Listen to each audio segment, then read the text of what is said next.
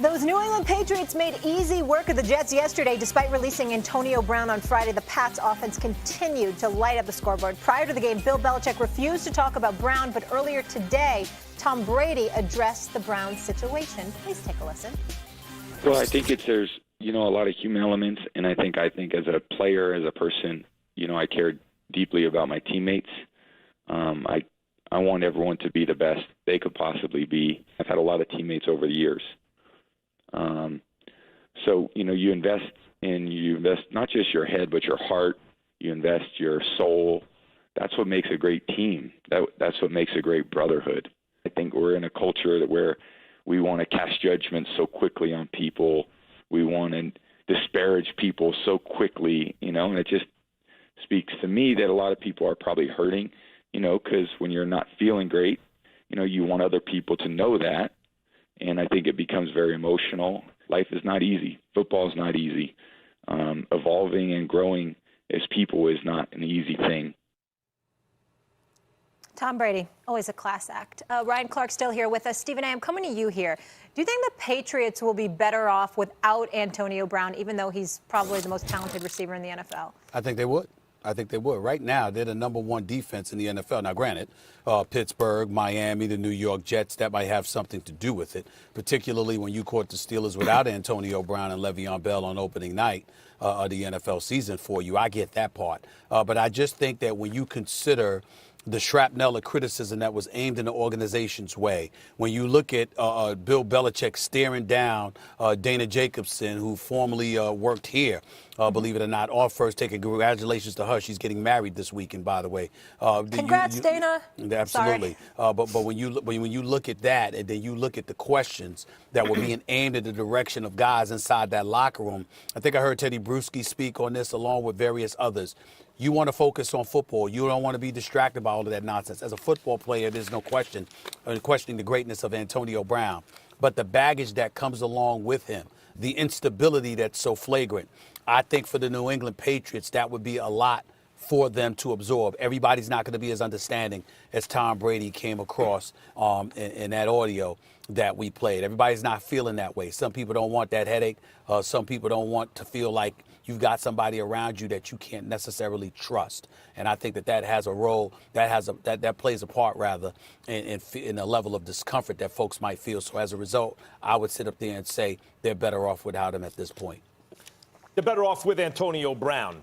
The league might be better off without him right now, for sure, because he's so self-destructive. But we're talking about on the field for the Patriots. They're better off with him. This is the best defense they've had in years. But it's not just that why we're sitting here going, they're the odds-on favorite. Even as good as the Chiefs look, even without Tyreek Hill, the reason we like the Patriots was, one, remember what tipped the balance. Going in, it's like Chiefs or Patriots. I took the Chiefs. Stephen A., you took Kansas City, too, to start the year, right? We both said, yeah, Kansas City, a lot of people did.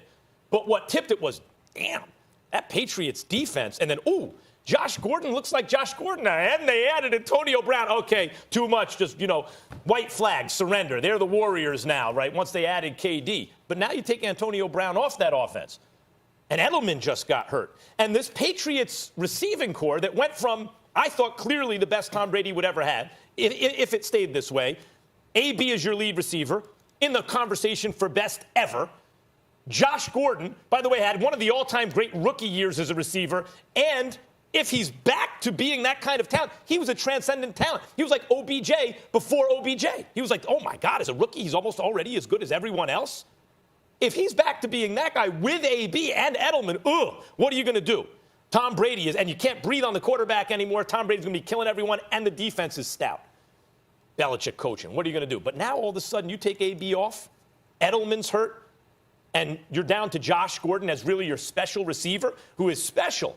But, let's see if he can get through a season. He's an addict. He's in recovery. We don't even know that. Yeah, no, I think the Patriots are better with AB than without him.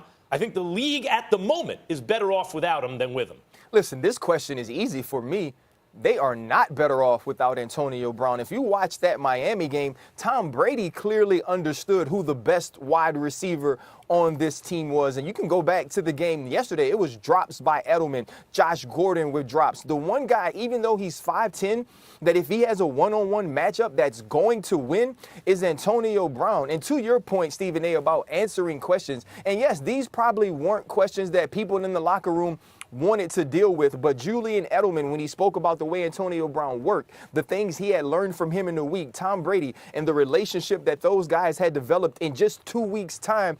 And then you're talking about a team who's dealt with videotapes, Deflategate, owner that was in a massage parlor and that was accused of a crime.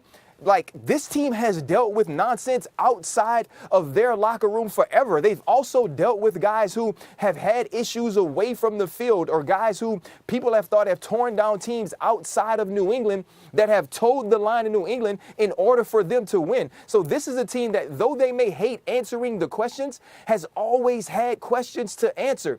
But when you think Jacoby Myers, N'Keal Harry, who is on IR right now, Josh Gordon, Julian Edelman, Philip Dorsett, any of these guys that you can name, none of them are Antonio Brown. And we saw that from the moment he stepped on the field against the Miami Dolphins, the comfort Tom Brady had throwing him the ball, the ease in which he felt when he saw Antonio Brown had a one-on-one matchup. Because he's not only just one of the best receivers that's ever played, he is the greatest receiver statistically of his era. And for a guy that size, for a guy to be drafted in the 6th round when there are Julio Jones and there are Odell Beckham Jr.'s and there are DeAndre Hopkins, to be better than all of those guys statistically is unheard of. So to say that you get better on the field without Antonio Brown is crazy. Ask the Pittsburgh Steelers. Whoa. That's where I was going. Because, Ryan Clark, I recall you saying months ago that there is such a thing as addition by subtraction. Those were your words. The Pittsburgh Steelers needed it. We're talking about what they were as an organization. The Pittsburgh Steelers are better off. I never said that they were going to be a better football team on the field. I just knew that what was going on with them in the locker room, the chemistry, the way that Ben Roethlisberger has told people he couldn't even come into work because he felt like it was Antonio Brown against him and that people were choosing Antonio's side. Those were different things, and different things I knew about that locker room that I don't believe to be true in New England. So you cool. You trying to tell me that, because first of all, when we talk about the owner, for example, players don't have to answer those questions. They ain't talking about the owner. You know what I'm saying? That's like you're asking me, you or Max or somebody about our bosses. We ain't talking about that. Ain't none of our damn business. That's an easy to throw off the media on that one. But then we take the issue of recordings. You know what? You don't know whether this guy's taping you. You don't know whether he's going to put personal conversations on social media. You don't know stuff like that. So you're telling me that it's all right. That's a comfortable environment upon which to work, and you can work through that. That's what you're saying? What I'm telling you is he was different in that locker room. All of those things that went on outside of New England, the things that went on in Oakland, in Pittsburgh, these guys in New England weren't worried about those things. Now, he was there for 11 days. I understand that, Stephen A. But all I can go off is by what happened while he was there. I can't project into the future that Antonio Brown would have did something stupid. Yes, that's all I need to know that this team is better on the field. Okay. When I watch them play against the Jets, I'll defer. Question, Ryan. Now that Antonio Brown is not on the Patriots, I thought it really did make the NFL as close as possible to the Warriors in the NBA, right? With this defense, and you add AB to the Super Bowl champions, it gets ridiculous. Now AB's off the team.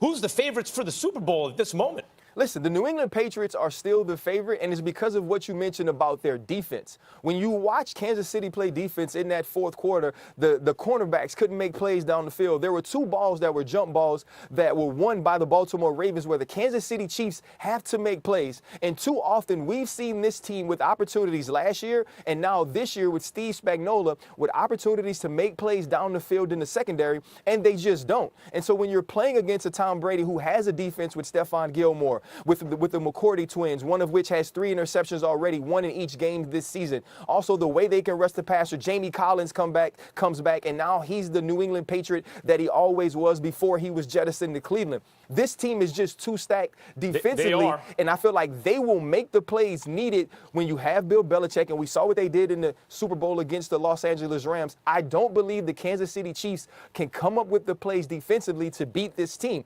and Tom Brady is probably the one quarterback, at least in the AFC for now, that's going to be able to match Patrick Mahomes in the sense of production in a game like that, in the AFC Championship, which will probably be played in Foxborough this year and not Kansas City. But real quick about that, the Steelers win opening day, which looked really, really good. That's an 0-3 team they beat up on. And otherwise, they got 2 AFC East opponents, neither of which were the Buffalo Bills, by the way. They got the 2 worst opponents in the AFC East.